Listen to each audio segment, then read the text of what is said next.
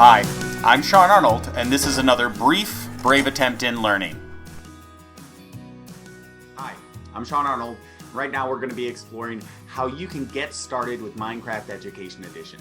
In this session, we're going to be exploring the 5 steps you'll need to get ready. If you're unaware, Minecraft here has an Education Edition. This takes one of the most popular games ever and makes it more available and accessible for teachers. So, step 1, let's go ahead and get the software. The current version is available for Mac OS, iPads, Windows 10, and Chromebooks. So you can either download it from the App Store on your iPad or go to education.minecraft.net, head to support, and select download, and go ahead and get the version you need. And then you can just follow the install instructions for your system. Conveniently, it's already installed on DOE iPads. Step 2, go ahead and set up your accounts. This part's a little tricky as you have to have Office 365, and then your admin can create teacher and student accounts and provision Minecraft licenses. If you're using a school-based domain, you can reach out for more help with that. But gladly, if you're using the central domain, it's already been taken care of for you. Teachers can use their @schools.nyc.gov accounts, and students can use their @nycstudents.net accounts. For security reasons, you can only join worlds of people in the same domain. So if you're using a school-based domain, sorry, you can't play with people in the central one. Whatever account you're using, load the software and go ahead and sign in.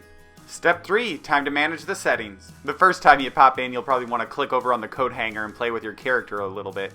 I feel like a lumberjack today, but there are a number of other options too. Now we can dive into the other settings. The ones you'll probably want to manage first are the controls. It depends on what kind of device you're on, but you can set it up to work according to your preferences. You can also go ahead and adjust the video settings. Some people who aren't accustomed to this kind of a game might get nauseous from the view bobbing. And as far as audio, well, it's up to you whether you want the music playing in the background. And there are a number of other settings like languages, but we'll go over accessibility settings specifically in another video. It's step 4 and it's time to play. Hit the play button, hit view library to view all the ready-made lessons, go to the how to play section, select the start here series, and you can just begin to work your way through learning the basics of playing inside of Minecraft.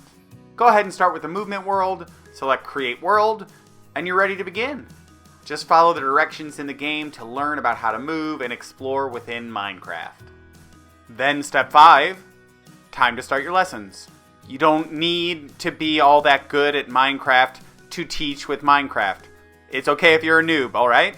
You just need to know what your goals are. I highly recommend starting with some of these build challenges, but the only real limits are the imaginations of you and your students. For example, I worked with my students with disabilities to craft this accessible world for other people with disabilities so we could learn about universal design.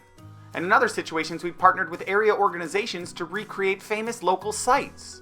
It's cross-curricular, so whatever you choose to do, whether things you find inside the Minecraft game or on the Minecraft Education site, it's sure to work out great for you and your students. And don't worry, anything you break in Minecraft can easily be rebuilt, and support is available even directly in the game from the built-in feedback button.